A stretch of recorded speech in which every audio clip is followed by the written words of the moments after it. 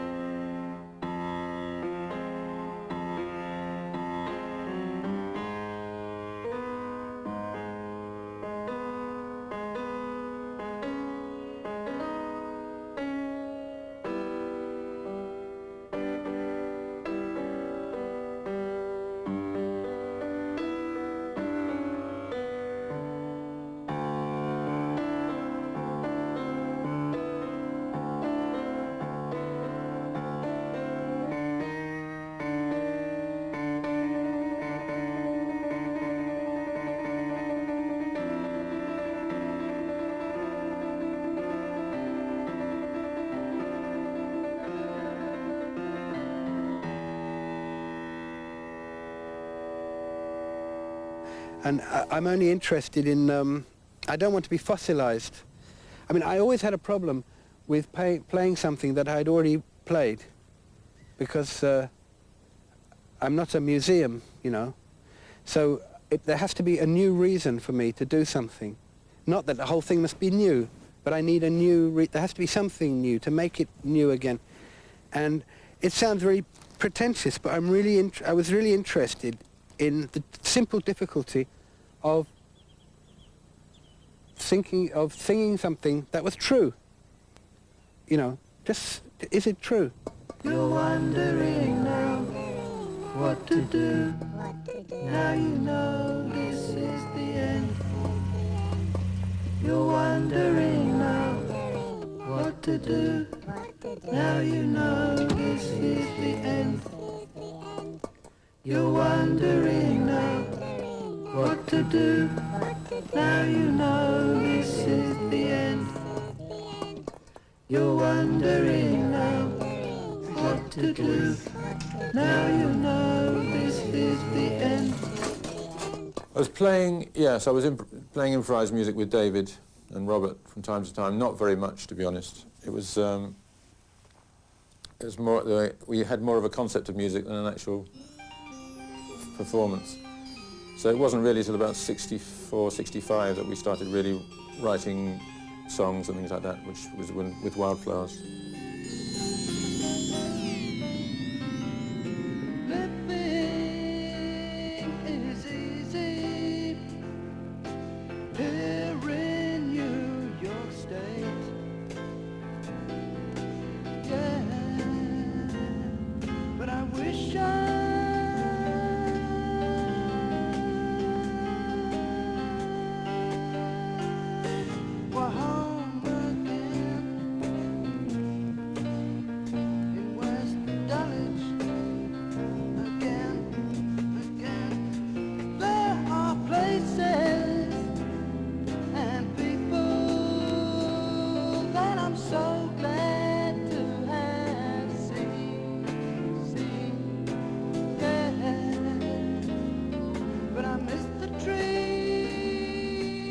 I knew Robert at school, but then about the age of 16, I started going to his house, actually not with him because he was living in Spain or in Paris or like that, but with friends who had the run of the house and the run of Robert's and David Allen's record collection, which involved all things like Ornette Coleman and music I'd never heard before, jazz basically.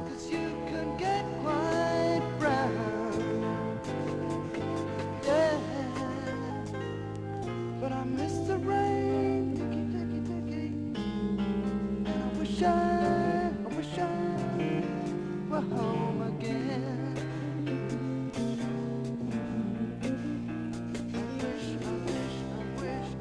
When I was a teenager, I went to a few concerts. I was lucky enough to see one of them was Thelonious Monk with his quartet, and I waited backstage afterwards to ask for his autograph, and the backstage, and he just patted me on the head, said, "There's your autograph." Just patted me on the head, and so after my head has been patted by Thelonious Monk's right hand, I feel blessed, you know. For those of us with no religion, this is a kind of very good substitute, you know. A priest mean nothing to me, but to be blessed by Thelonious Monk, that's something, you know. Relatively used to coping with the darkness underground. Come and brownie, blink as they emerge. Overhead the stars are piercing, glaring on their new home. Wasted jungle crowded with dead trees. This is sort of just post-punk times, and Vivian Goldman wanted to make a record with everybody she knew on it. This is a very bad idea for a record. I think you should never put records together the way you put parties together. It just doesn't work to just round up every musician you know and get them all to play on the same record. It never works. But somehow she got Robert White involved in that, and by that time Robert was in a wheelchair. I remember we had a lot of trouble because, as you probably know, recording studios tend to be in basements. This is very difficult for somebody in a wheelchair because they have steps that go down, and sometimes it's almost impossible to carry the wheelchair down some narrow steps. And ultimately the record, I thought, was not totally successful, shall we say. I think maybe, what was it called, Laundrette? I really cannot remember who else was on it. And I think I was supposed to be producing it or something. Or maybe I was the co-composer. And Robert did some, I think, percussion overdubs. I think he played timbali.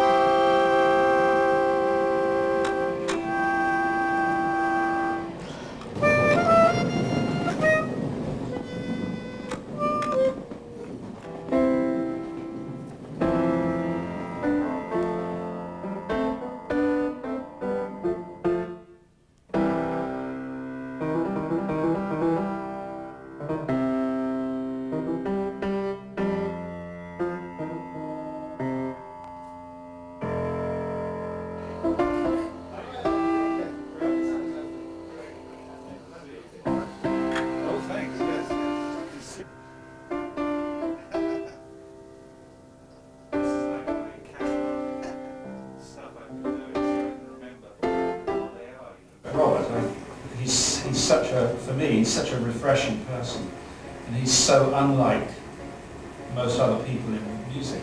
He's a genuine original, so I think I look to him for certain kinds of inspiration as well.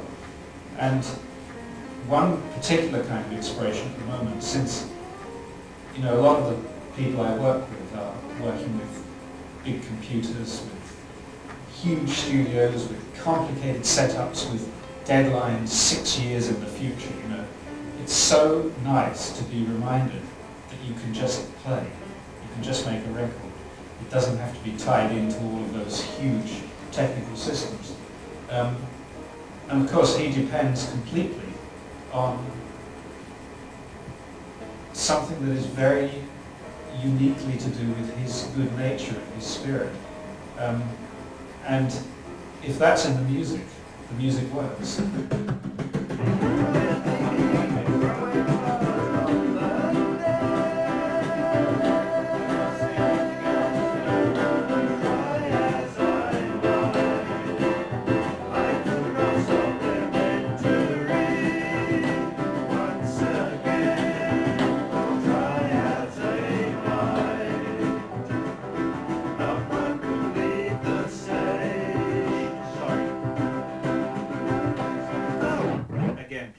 and I will do the first part as well. That one could be the stage.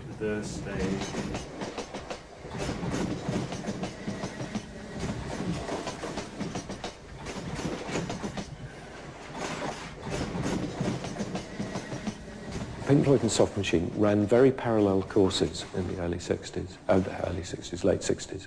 We didn't actually work together very much, and we didn't see that much of each other, but we were interested in each other because of the fact that we were both following the same sort of course. We were both perceived as being underground bands. We were both perceived as being the sort of late 60s, new happening things and all the rest of it.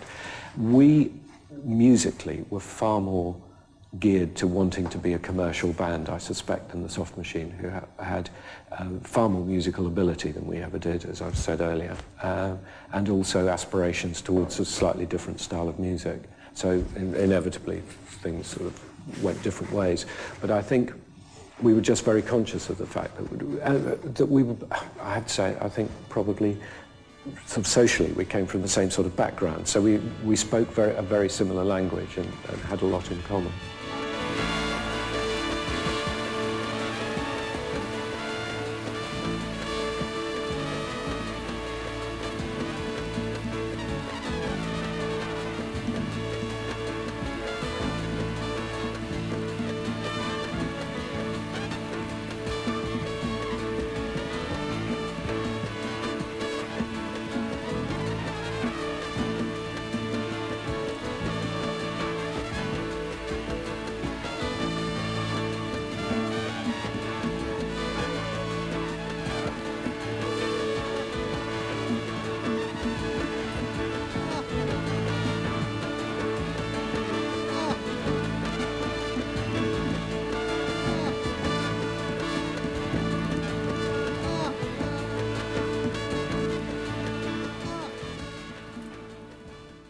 When Nick Mason had an album that he wanted to make for his label and didn't know what to do, I said, well, I have 10 songs with words. Maybe you would be interested in it. And he said, well, let me hear it. So I let him hear it. I think I made a demo or something. And he said, that's interesting. Who shall we get to be the vocalist? And I said, I don't know, who do you want? And he said, Yul Brynner. And I said, okay. And then the next morning he said, no, I don't want Yul Brynner, I want Robert Wyatt. So I said, oh, thank goodness.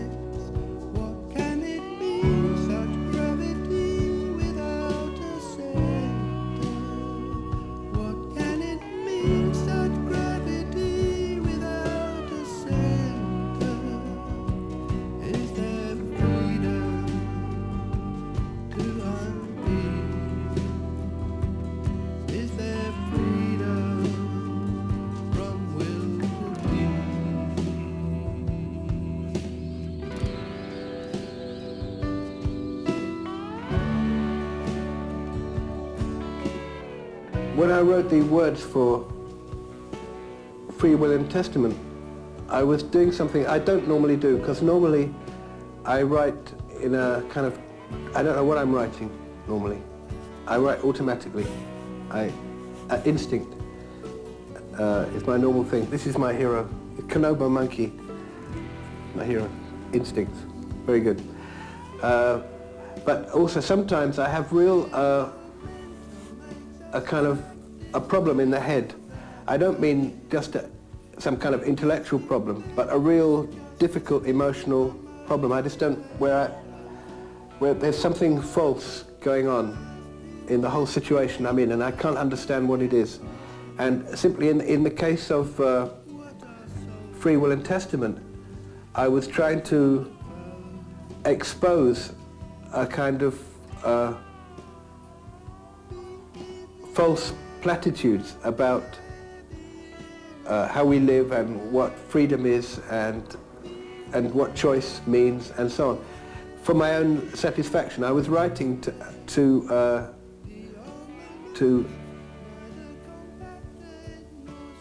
I was really asking, I started the song asking, trying to clarify some difficult problems.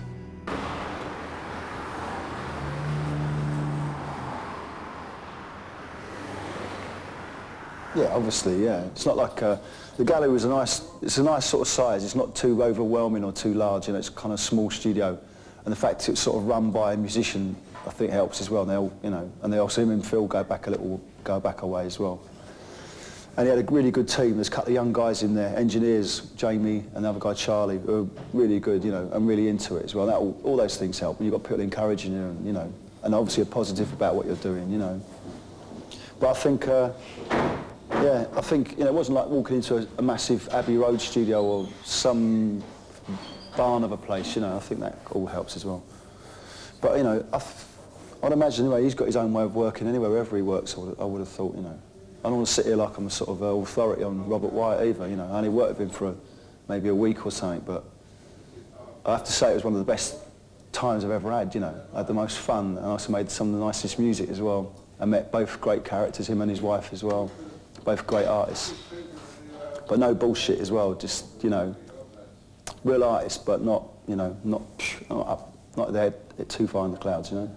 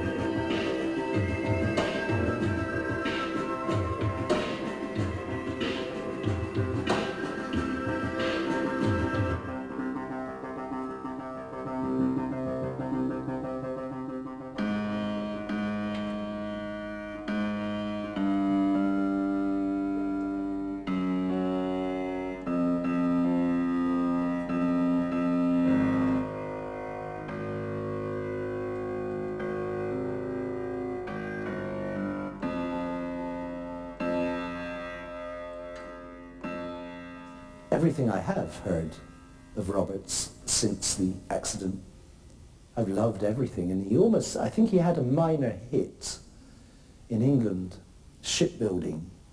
I think that was the title of the single. Or Shipbuilders, something to do with ships anyway. And I remember that being beautiful. Robert is a unique musician. And I think a criterion of whether you're an individual, if you have an individual sound or voice, is would your mother recognize you on the radio? And you certainly recognized Robert.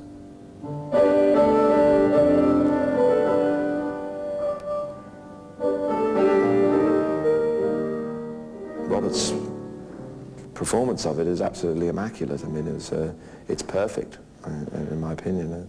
The only reason I recorded it myself was because I loved the song so much I wanted to sing it. You know?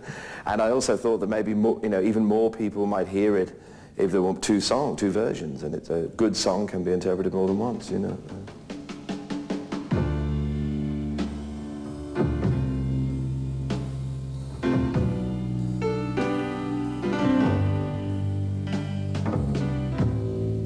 Is it worth it?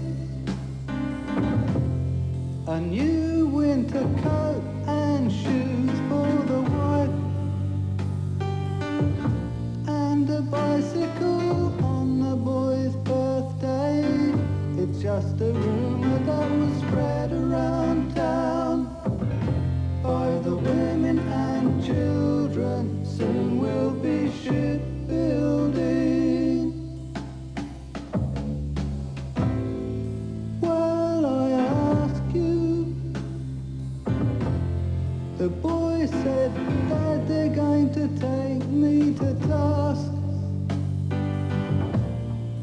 but I'll be back by Christmas.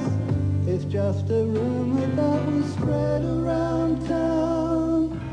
Somebody said that someone got filled in for saying that people get killed in the result of the shipbuilding. With all the will in the world, diving for dear life, when we could be diving for pearls.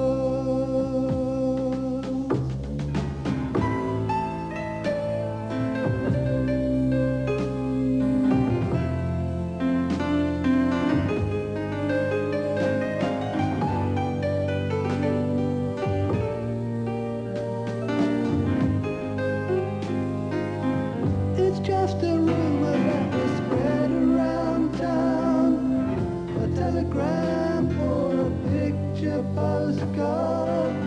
Within weeks they'll be reopening the shipyard and notifying the next of kin once again. It's always skilled in. We will be shipbuilding.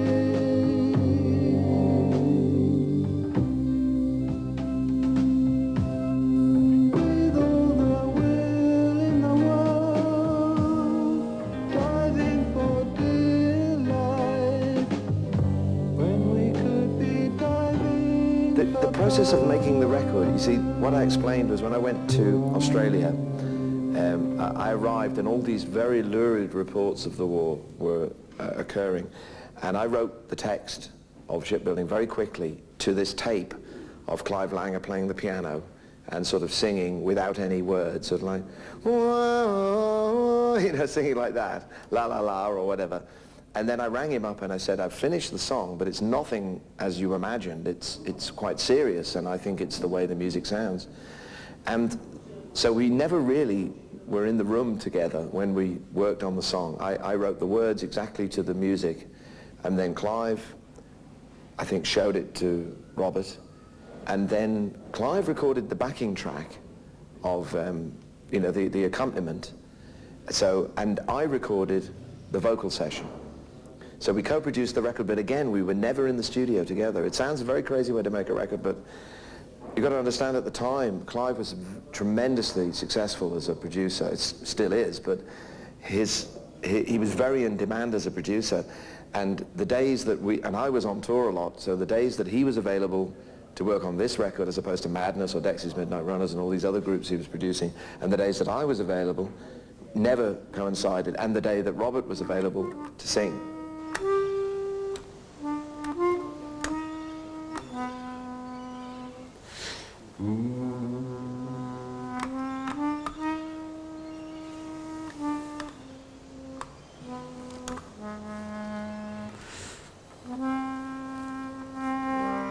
I know that with birds, people say that it's only functional, you know, for territory or something like that. But Alfie is convinced that birds sing for the same reason we sing, because it's really makes you feel good. And I think possibly there's something beyond humans in, because you know there's a connection between music and harmony and mathematics, that there are, you know, the intervals like, it's a mathematical interval and it has a particular meaning, you know, like, and I know that when I was a child, if I called for my mother, it would be a minor third. It would be like, Mommy. So I hear that again in a, say, Miles Davis solo, and it has a profound impact on me, and I think that music must have developed from these discoveries of the importance, because maybe I found that as a child this was the noise which my mother responded to. Maybe another noise, she wouldn't come.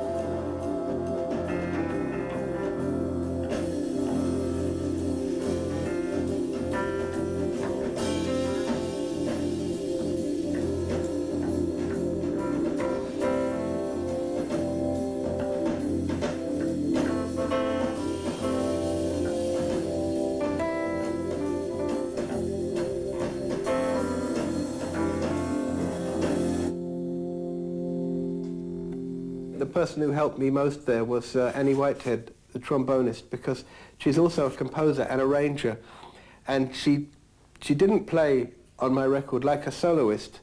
She played like a composer, you know, and she listened carefully to the harmonies. I mean, the thing is that I had an ambiguous harmonic thing. In one case, it's just a kind of almost F major.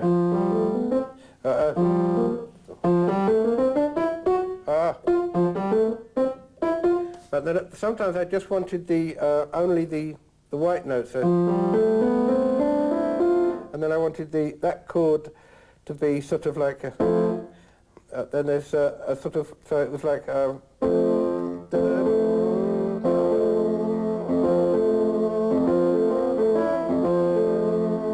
and you can't quite, it's not major, because if it was major it would be it would be sort of like, I don't know, I can't play it now. I can't play when there's cameras looking at me.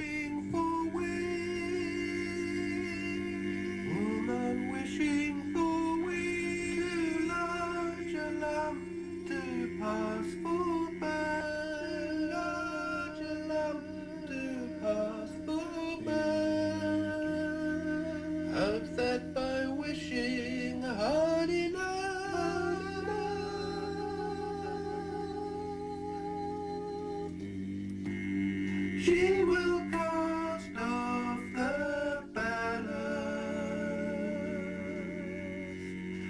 and the swallows will politely accept her waving arms as wings,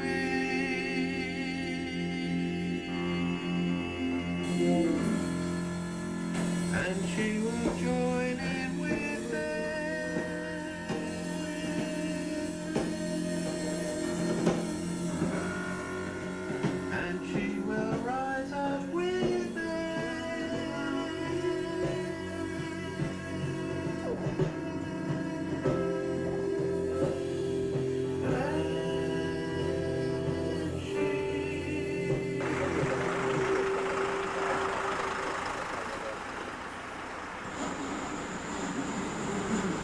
Well, the current situation medically is that I seem unable to move much or at all below my waist.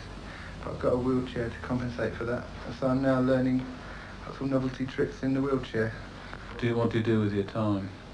Well, most of the time it's physiotherapy, all sort of building up your arm muscles and that sort of thing, so that you can lift yourself onto into the bath and all that sort of thing. And just sort of trying to think of what I'll do next, you know, writing and so on. Well, you've got this benefit concert coming up on Sunday at the Rainbow with the Pink Floyd and the Soft Machine. What are your feelings about that? Are you going to go? I'm certainly not going to go, no. It'd be extremely embarrassing, I think, although I don't know if I ought to, anyway. I'd like to hear the music, but I'll listen on another less sort of auspicious occasion, I suppose. Embarrassing in a nice way, in a sense. Oh, yeah, I mean, it's just, well, I don't know, I can't explain it really, it's just, I'd feel a bit silly sitting there in my wheelchair while the concert was on, I think. A couple of years ago, much to everyone's surprise and delight, you appeared in the something like 12th best vocalist in the entire world in the Melody Maker poll, and now obviously you're going to be forced into doing a bit more singing, is that right? The lucky thing is with the exercise is that although my legs seem to be withering away so I look like a pathetic little old man from the waist down, the muscles are building up a tree on top, and chest like a mighty oak. I found to my amazement, I was singing with Hatfield, that I held a note much longer than anybody actually needed it, to an extent where I was causing embarrassment and going on to the next track. But it was an exciting technical feat, you know.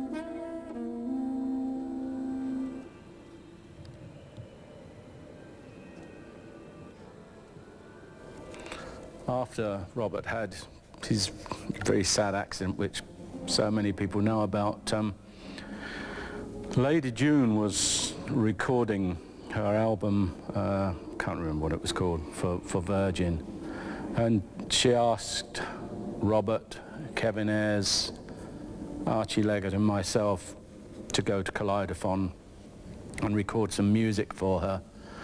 And she went out shopping with Alfie, and by the time she came back we'd recorded this piece with some chords by Kevin which have a title but I can't remember what they are, and I improvised a saxophone line which I called Soprano Derivativo, and Lady June didn't think it would fit onto her album, and so she gave the tape to me. Can I make another comment about that can be slipped in? Apart from the fact that on this track, Batman I meant. No, apart from that on this track, Robert plays very nicely. He also does a lot of vocal stuff. He does a very good impersonation of what I'm playing. Sounding like animals, birds, just stupid vocal noises, basically sending up everything that I'm doing. I think it works really nicely.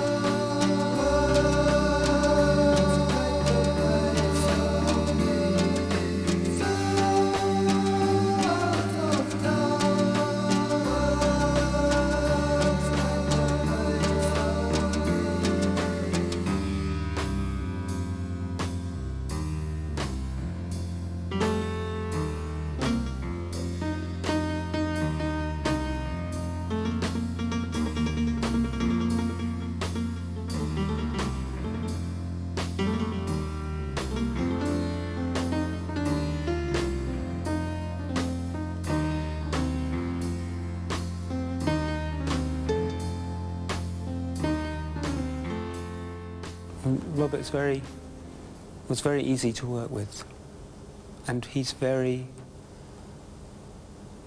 modest, but he's very, very able. He's very capable. And it's the same with his drumming. I mean, he was definitely an influence on me and a lot of other people, because he had a special and very strong connection with soul music and rock drumming, with a lot of the looseness and complexity that came from the world of jazz. So as a drummer, I think was very influential, and he played, you still can hear on records, absolutely extraordinary melodies that he played on the drums. I mean, he was a melodic player. And then he became a singer. This was a whole new world.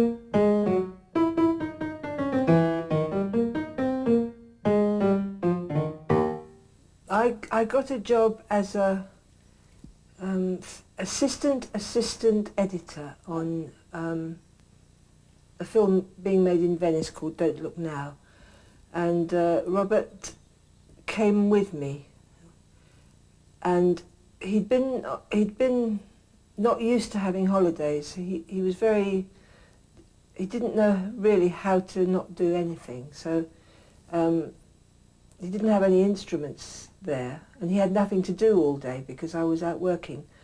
And so we went to a shop and bought a very cheap organ, a Riviera, and we were all staying, about 6 of us, in a house on Giudecca called Casa de Leone, I think it was called, and it had the lagoon at the bottom of the garden. And so we were surrounded by water, which of course you are in Giudecca.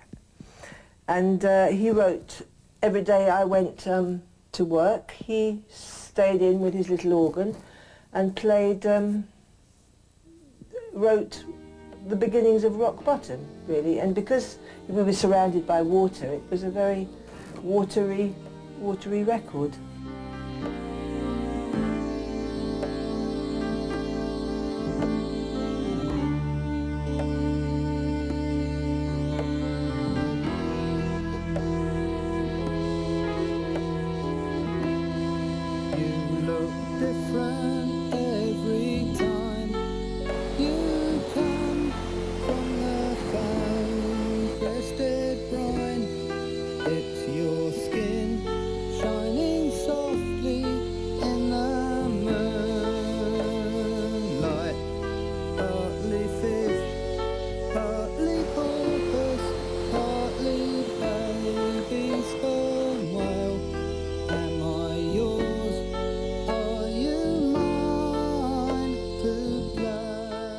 It's 10 minutes on that thing, which is about the first half. It's 20 minutes.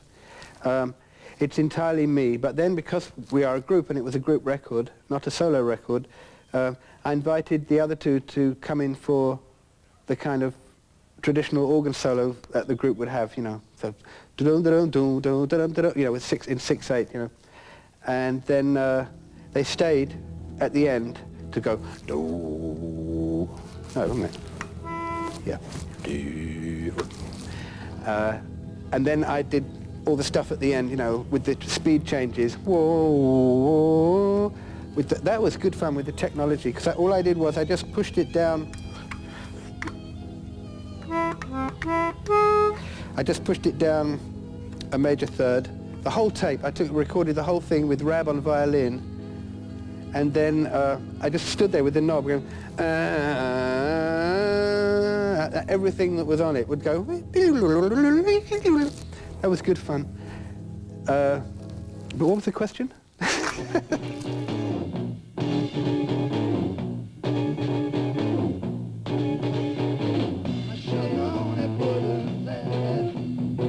What's happening?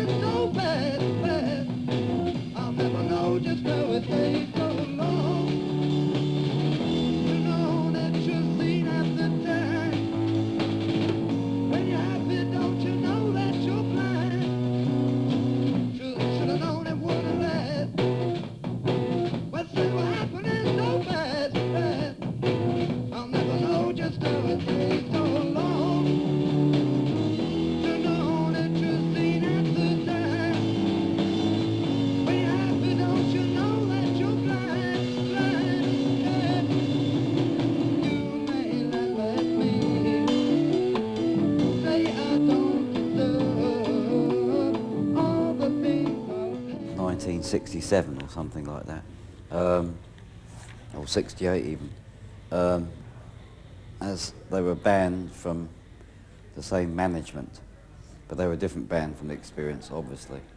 But we'd all, in those days, go to the Speakeasy Club, and whoever was playing there, because all the musicians in London in those days used to, they didn't worry about if someone wanted to come and play a few tunes, which doesn't happen these days, I don't think, anyway. I still allow it. And the Soft Machine and the Experience used to basically hang out, as they say, in London at that point, and we all became sort of good friends. And Robert and I, at one point even, on one of our huge American tours, were going to leave both our bands and start another band.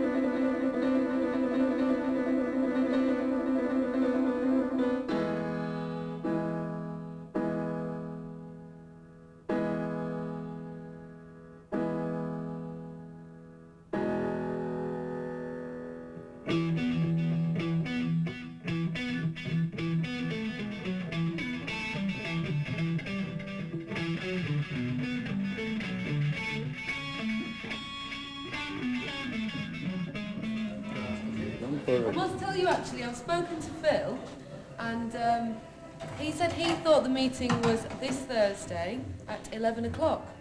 What happened was a few years ago I was putting together a compilation album called the Manzanera Collection for Virgin, and I wanted to use Frontera, and I rang Robert up to ask him his advice about something. Then we got in touch, kept the phone numbers and everything. And I always said to him, I've got a studio here, if you ever need to come, you should come and try it out. And so, he rang up finally and said, yeah, I think I'll try it out. So he came and he liked it, so he's continued to be working here. And for me, it's a great pleasure to have him here. And his influence, not only on me, but on the people who work here, is very good.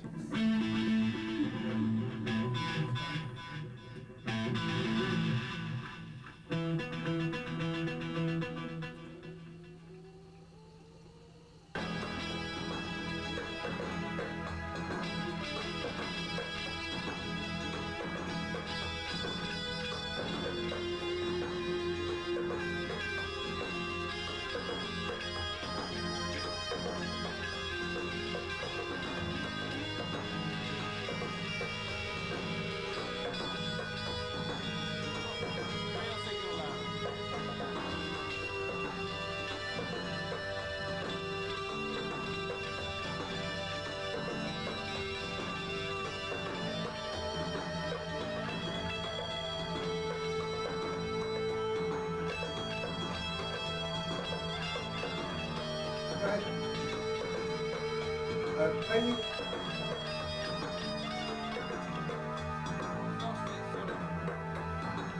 It's lost its balls.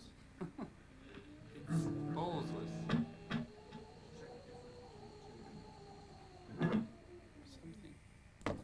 One going to the elephant.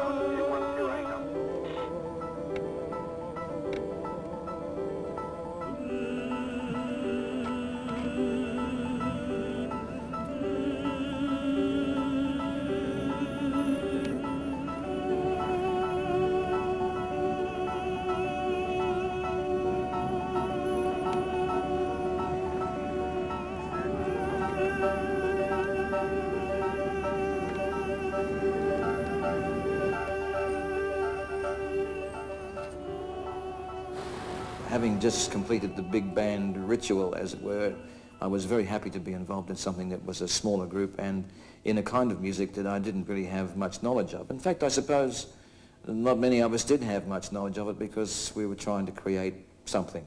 And, you know, you don't really know what you're going to get until you start.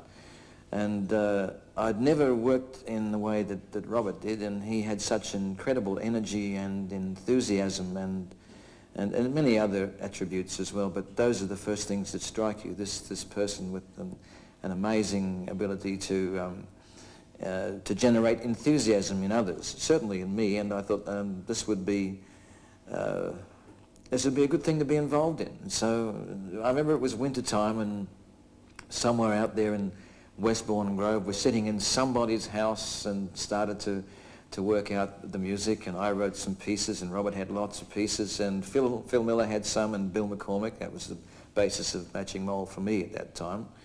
And I'd never played in a format that was kind of rock-based rhythmically and presented a set of some 45 minutes duration without stopping, in a very classical sense in a way. So we assembled our music and put it together, our various pieces, into one long set, you know, and this was a whole new challenge to me. Not only that, but you had to remember everything, you know, for the whole scam of it, and yeah, that's how I got involved anyhow. I'm sort of digressing here a bit, aren't I? But that's kind of how I got involved, and I was very grateful to be involved because it took me into a whole new musical space, and you know, Robert's a wonderful fellow.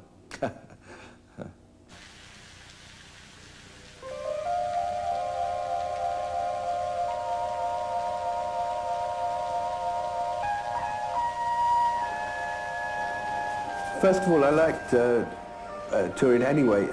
I liked the music, the whole occasion, because they have, I believe they have similar occasions in Italy, I mean in France and in Germany, but this was much more human. It was not just a business thing. There were lots of groups, and Radio Popolare was there, and all kind of nice things to see, and just people around. It was good. There was a concert there where I saw Christina Donna and other people. I wanted to see the orchestra Jazz Instabile, I think they're called, but unfortunately we couldn't go to that. I was very sorry, and but there were lots of good things going on there. Massimo Giuntoli was going to do some stuff with keyboards. Also, lots of good ideas, and it was we don't normally see many people, Alfie and me. We see Alfie, and I see Alfie and her mum and her mum's dog, and so to suddenly see hundreds of people, it's a psychedelic experience. It was very good, but the only trouble is that there were so many people who were friends, nice friends. It was not possible to spend much time with anybody individually because there were just so many people. But it was great. I really liked it. It was very good.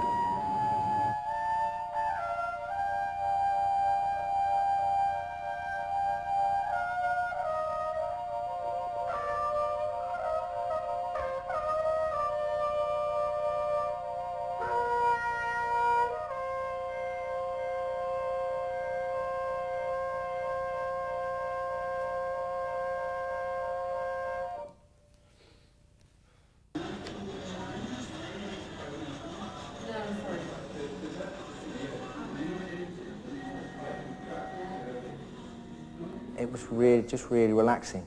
I think a lot of the time, if you've got a lot to think about when you're working with a band and there's a lot of people to worry about, and I mean in terms of recording them, an atmosphere can happen. I can't think what I'm trying to say now. When the fact that there was just two of us, and it was easy to think about the thing that was in hand, the piece that we were recording at that point. You didn't have to concern yourself with other people's headphone mix.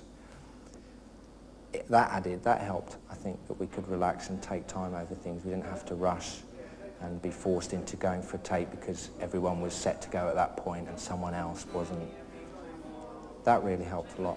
The wine helped a lot, definitely.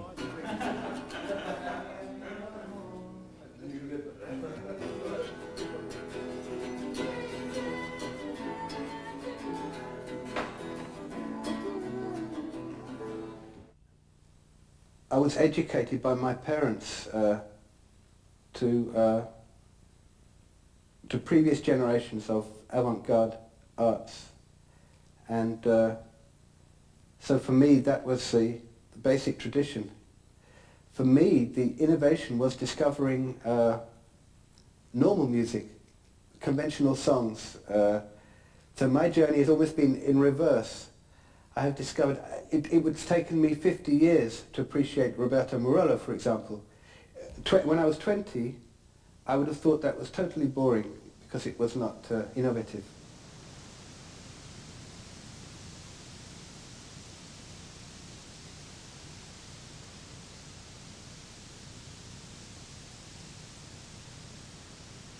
There's really only one magical machine I think revolutionized singing and music in the century, and that's the microphone. Just the microphone.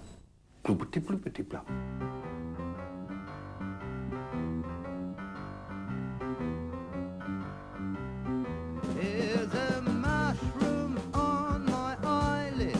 There's a carrot down my back. I can see in the distance a vast quantity of beans. To you I'm just the flavour to make your stew taste nice. Oh my God, here come the onion, and I don't believe it, at least a pound of rice.